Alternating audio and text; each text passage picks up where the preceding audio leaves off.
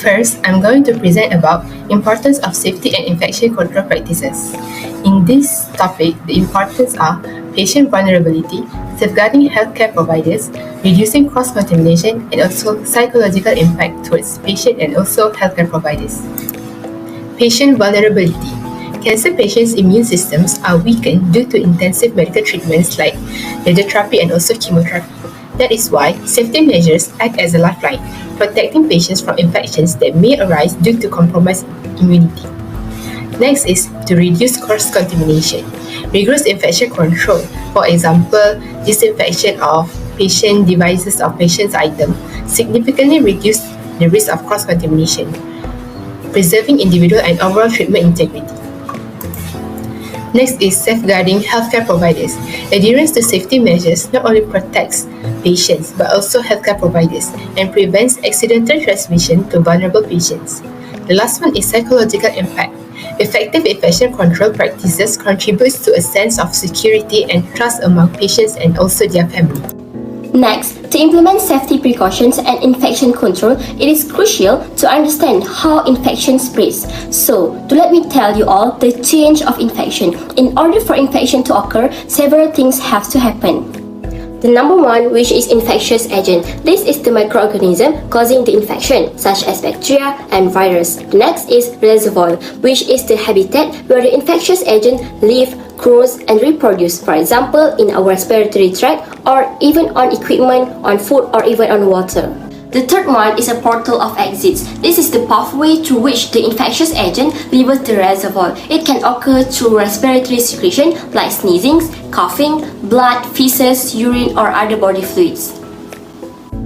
Next is mode of transmission. This refers to the mechanisms by which the infectious agent is transferred from one person to another. This could be via someone's hands or an object through the air or bodily fluid contact.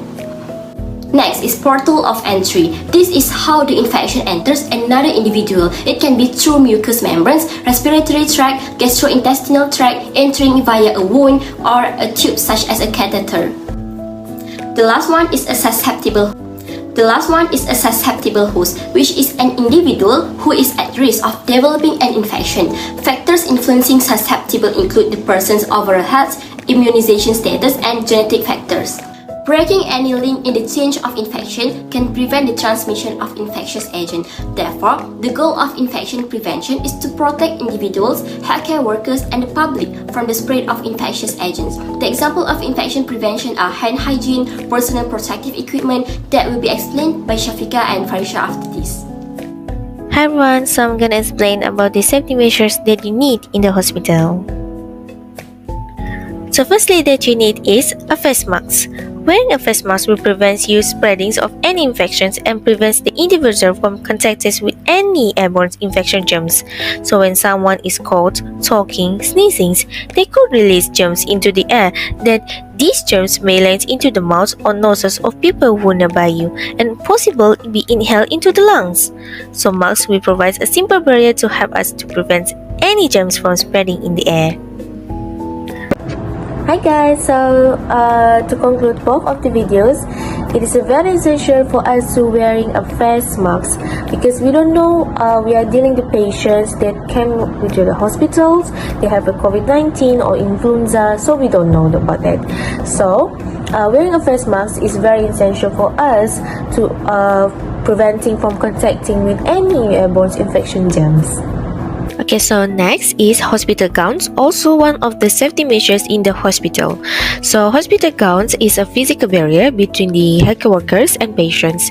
So it prevents the transfer of the contaminations. So they are crucial in protect against the transmissions of infections such as blood, bodily fluids, or other potential hazardous materials. So guys, wearing a hospital gown is very important because if you are doing a special procedure such as surgery or taking blood, so hospital gowns can absorb the blood itself. So it prevents any contamination transfer from the patients and the staff. So lastly, what we have here is gloves. Gloves are essentials for the hand hygiene and protections, so they create a barrier and prevent any of infections such as blood, bodily fluids, urine, feces, and other potential infectious materials. So wearing a gloves reduces the risk of contamination and help us maintain a sterile environment during medical procedures or patient care. So lastly, guys, we need to use gloves in the hospitals. Gloves is very important if we are dealing with the patients that have HIV, hepatitis B, hepatitis C, malaria, syphilis. So these diseases can be transmitted through the blood. So if we are taking the patient blood, we have to make sure that we use gloves. Hello, I'm Farisha and I will talk about best practices.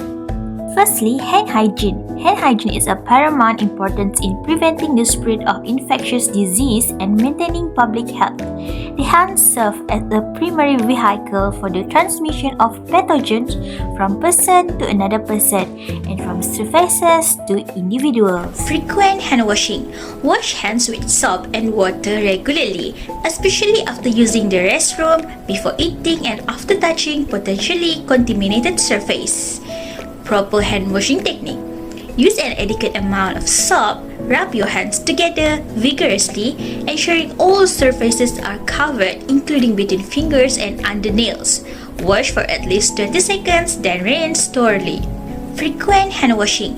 Wash, or you can use alcohol-based hand sanitizers.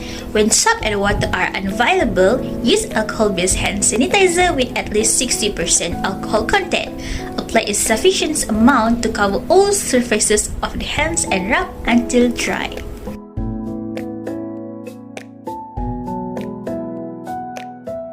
Following respiratory etiquette, this is totally wrong. You should cover your mouth and nose with a tissue or elbow when coughing or sneezing. Given the immunocompromised status of many oncology patients undergoing treatments such as chemotherapy, radiation, or surgeries, PPE serve a crucial barrier to prevent the transmissions of infections. So do wear PPE such as gloves, masks, gowns, and eye protection. Routine environmental cleaning involves a systematic and thorough cleaning regimen that targets frequently touched surfaces such as bed rails, doorknobs, and medical equipment. Also patient rooms and common areas to mitigate the risk of infections transmission. And that's all from our group. Thank you.